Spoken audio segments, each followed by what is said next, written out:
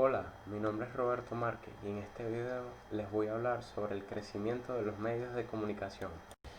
Para comenzar a hablar de la industrialización de los medios, tenemos que conocer su antecedente más importante, y este fue la Revolución Industrial. Esta nace en Gran Bretaña en el siglo XVIII y se extiende por toda Europa y el mundo en el siglo XIX.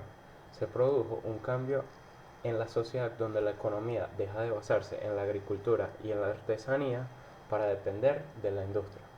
En esta se produce un cambio rápido y profundo que afecta a todas las estructuras sociales.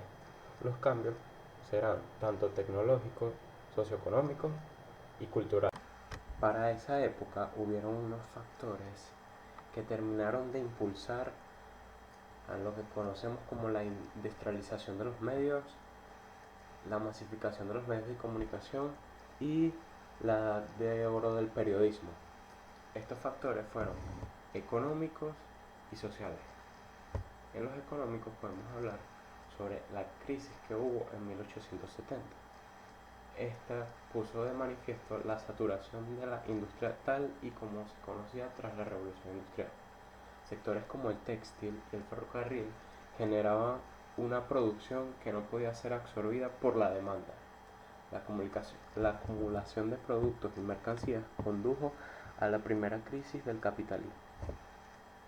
Esta tuvo dos ramificaciones: la ampliación de los mercados,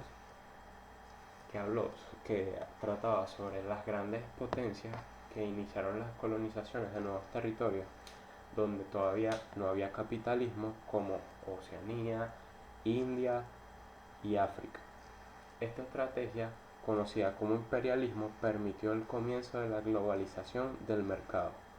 Y la otra ramificación fue la innovación tecnológica. Aquí las industrias que habían quedado obsoletas con la crisis abrieron paso a industrias como la química, la eléctrica o la industria del automóvil. Todas ellas contribuyeron con sus aportaciones al desarrollo de los medios de comunicación, que acabaron convirtiéndose en una de las industrias punteras de la nueva economía capitalista.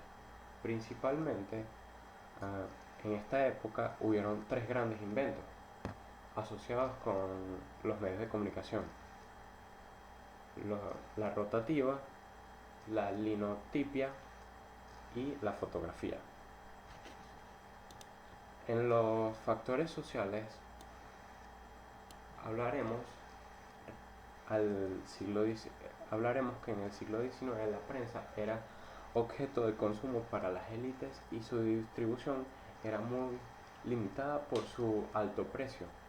La prensa se popularizó con la aparición del periódico francés Le Petit Journal en 1863, que salió a la venta por solo 5 centavos, lo que posicionó al periódico como el primer medio de comunicación de masas. Además, también hubieron una serie de transformaciones, como fueron el aumento demográfico. En esta se produce el paso del antiguo régimen demográfico al nuevo, gracias al progreso en la higiene y en la medicina. A esto hay que añadir el elevado número de migraciones, sobre todo de Europa a Estados Unidos. Desde la perspectiva de la comunicación, estos cambios suponen mayor capacidad lectora y interés en la prensa para obtener el nuevo lugar al que se llega y entenderlo y conocerlo más. Otro factor fue la urbanización. La aparición de grandes ciudades supone la existencia de un éxodo rural, además del éxodo intercontinental. ¿Qué quiere decir aquí? Que el éxodo, las personas que vivían de la ganadería, de la agricultura, que vivían en pueblos, se trasladaron a las ciudades para trabajar en la industria. También tenemos el crecimiento de la alfabetización. Esto porque la gente se empezó a interesar por leer, todas esas cosas. También la la aparición y progresiva generalización del sufragio universal. La posibilidad del voto genera una demanda de información que los medios de comunicación podrían satisfacer el surgimiento de las sociedades de masa. La propaganda en tiempos de guerra. En la Primera Guerra Mundial, la propaganda se puede dividir en tres fases. La primera fase se encarga del dominio de la censura y del control de la información. En esta fase también se puede hablar del concepto atrocify propaganda. ¿Esto qué quiere decir? Que aquí se usaba la difusión de las atrocidades del enemigo para desacreditarle. En la segunda fase podemos encontrar la identificación entre propaganda e información, ya que a veces esta se podía confundir. En esta también se puede ver cómo Estados Unidos,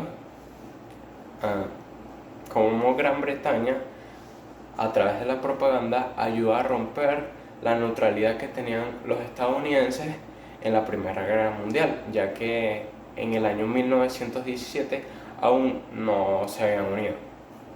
La tercera y última fase, en esta se consolidaron las organizaciones de información y propaganda a través de todos los países, esta con cada vez mayor eficacia.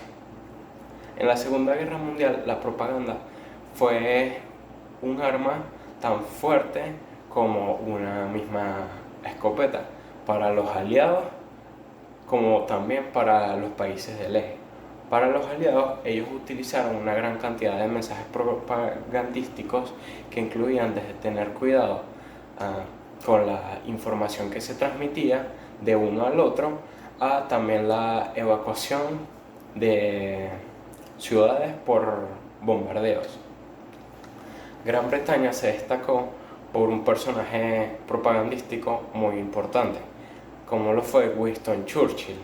Este fue destacado por sus grandes discursos hacia las personas. Este fue el primer ministro de Gran Bretaña en esa época, utilizando casi siempre la radio y la prensa para transmitir todos sus discursos.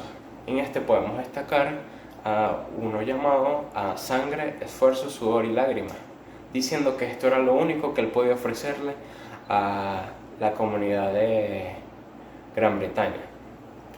También por parte de Estados Unidos podemos encontrar que Walt Disney utilizó una serie de cortos o cortometrajes para desacreditar a los alemanes o nazis, exponiendo todos sus males. También podemos destacar la creación de diferentes cómics, que aquí se encargaba de, a través de los niños, de la importancia que tenía la guerra para hacer que hubiera un mundo mejor. Los nazis utilizaron mucho la propaganda, ya que ellos utilizaban eso para difundir sus ideales para el convencimiento de las personas de que una guerra era necesaria. En la posguerra y en la Guerra Fría, esto ocurre después que termina la guerra, y aquí podemos ver perfectamente cómo el mundo se divide en dos bloques, el bloque occidental y el bloque del este.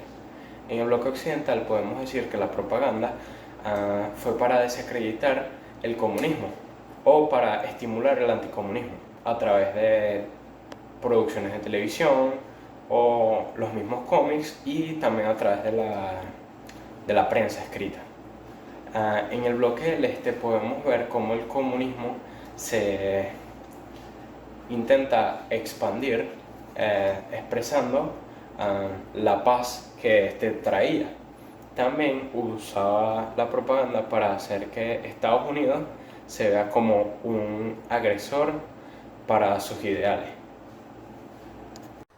Los medios a través de la historia han tenido un papel muy importante, ya que estos se encargan de transmitirle a las demás personas todas las noticias y acontecimientos que ocurren.